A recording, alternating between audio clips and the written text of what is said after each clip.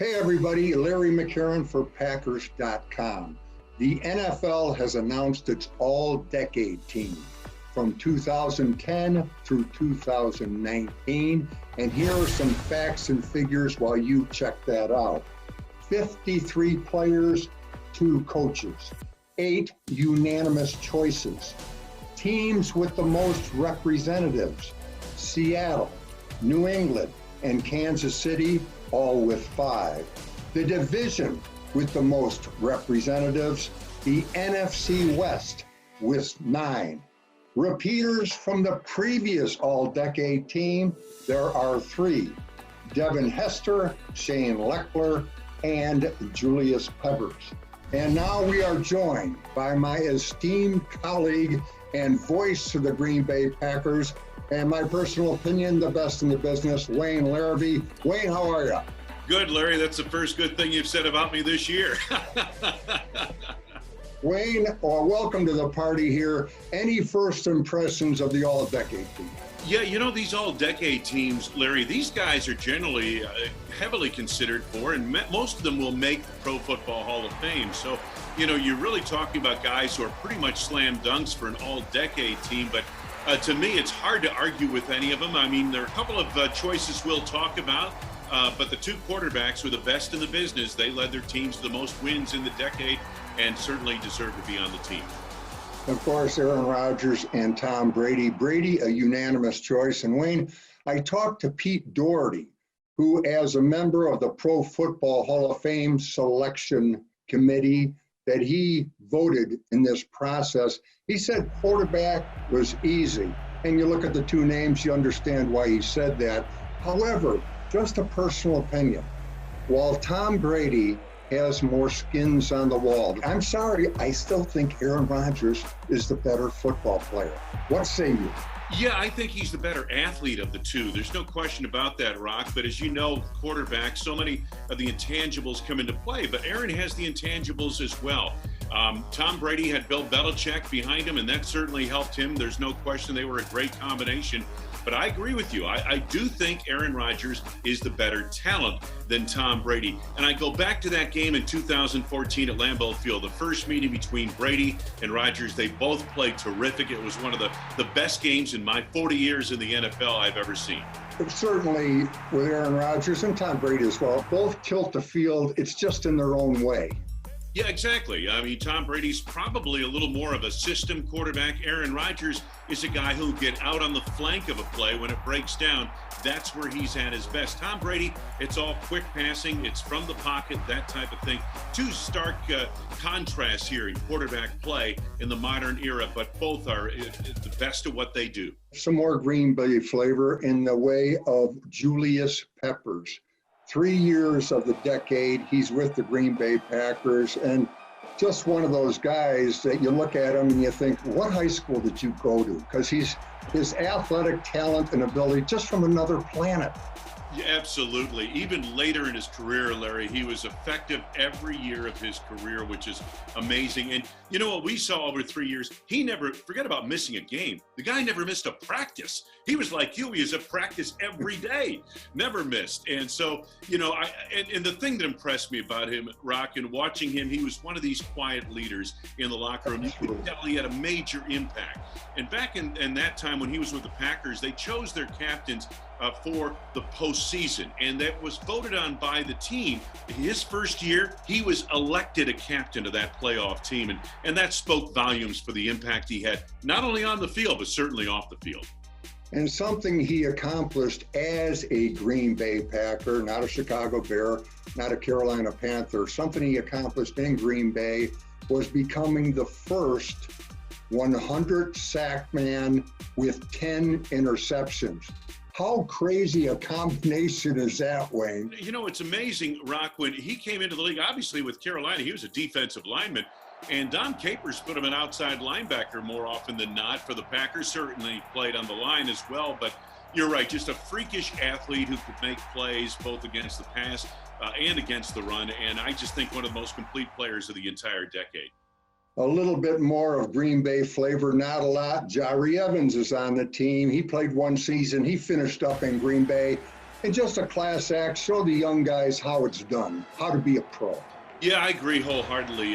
Just a nice addition to the team the 1 year he played. He had a great career with the New Orleans Saints. That's why he's on this all-decade team, and well-deserved.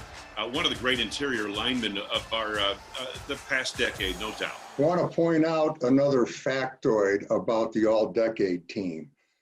The teams with the two best records over the course of the decade, all games, postseason included, were the Patriots, 141, 42, and 0, and the Green Bay Packers, 112, 63, and 2. And yet the Patriots have 5 representatives, and the Green Bay Packers actually have just one, Aaron Rodgers, who spent the entire decade in Green Bay. I call foul to a certain extent. And Wayne, I was wondering, do you have other Green Bay Packers you think should have been considered, at least considered? Well, certainly David Bakhtiari, who came into the league in 2013. And Rock, as an offensive lineman, it takes a few years before you're recognized, because so many people who pick teams like this don't really recognize the inside play on the offensive line as well as maybe they should at other positions. So it takes David Bakhtiari a little time to get up to this level, but I think by the end of the decade, he certainly was. The other is Davante Adams. It's a matter of timing, but Davante was a second-round choice back in 2014, and it wasn't until 2 or 3 years later that he had that breakout season and has been one of the top receivers in the game today. There's no doubt about that. But those two guys come to mind. And the third would be Clay Matthews. I thought he was a guy worthy of consideration. Well, that's the point that Pete Doherty also made when I spoke to him about this, is that timing does make a difference. Clay came out in 2009. He went to the Pro Bowl, Wayne, 6 of his first 7 seasons. He was going nuts. And then in the one season, he goes inside, and I'm thinking this is going to help him in the Hall of Fame, that he could go inside and be a tremendous factor right there. It's just a case where sometimes the timing works for you, and sometimes it doesn't. Yeah, exactly. No question about it. But I think Clay is one of those players that should get strong consideration for this team. But it's hard to argue. You know what, Rock, when you look at the team overall, and we have, a couple of choices from the Packers that maybe could have made this team, but it's hard to argue with the guys on this team. No, there are no wrong choices. No, there really aren't. A couple more Green Bay Packers I was thinking about, Wayne. Charles Woodson. Yep. Early in the decade, 10, 11, 12. He's going to the Pro Bowls, at least 10 and 11, and certainly still an impact player. Of course, he was an all-decade team member the previous decade, but he was a guy they could have thought about a little bit. Well, I bet you they did. I bet you he entered the discussion, no doubt about it. And a guy who I thought, maintained a high level of performance right down to the end of his career, his last season with Oakland. Let me throw out another one for you and go back to my buddies in the offensive line. Josh Sitton. During the course of that decade, 4 Pro Bowls, 3 as a Green Bay Packer, Josh Sitton was right up there with the best of the business.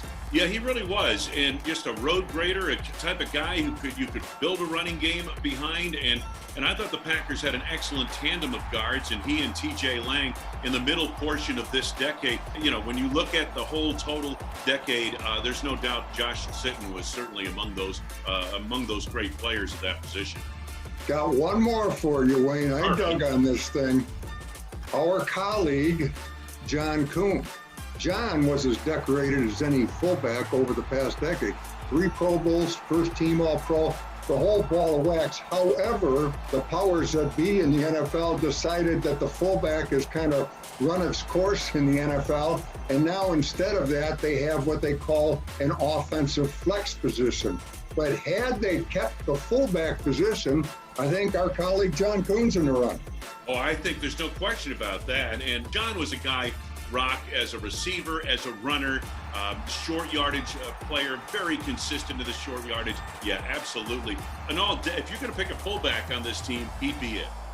Okay, Wayne, as we draw this to a conclusion, I'm going to put you on the spot. Your favorite radio call of the decade. The voice of the Green Bay Packers, his favorite radio call of the decade. Oh gosh, I know it should be the Hail Mary pass in Detroit on that Thursday night. Rainbows high and deep into the end zone, and it is caught for a touchdown. But that was so hard for me to see who caught the damn ball. So no, absolutely, and Wayne, I was of absolutely no help to you because I didn't see it either, and I just let you stand there and try to figure it out. If you don't like that call, it's my fault. No way at all. I just wanted to make sure I had the right receiver on the call. The Rodgers to Cobb touchdown pass in Chicago that won the division championship. That one, John Kuhn made the key block on Julius Peppers, and Cobb was wide open, and A-Rod hit him. That came off a season in which Rodgers missed most of the campaign, got injured against the Bears. Could have been a really good year for the Packers, but they struggled. Matt Flynn saved the season with a couple of wins, and then Aaron returned for that final game of the regular season in Chicago. Ended up being a winner-take-all, and that play won it. As you know what, Wayne, that was my favorite call as well. I actually got to talk quite a bit during that call. Yes, you did. It was great. It was pure emotion. It was everything that, hey, if you're going to do that against any team, not the Lions, not the 49ers, do it against the Bears. That's the team. Blitz is on. Rodgers scrambles left, winds up Rainbow. He's got Cobb at the 10 to the 5 to the end zone. Touchdown and a dagger. Oh my goodness. An NFC North Division Championship dagger. Hey, Wayne, great seeing you again. Thanks a lot. Good seeing you, Rock. Stay healthy. All right, and thank you for watching. Until next time, take care and stay safe.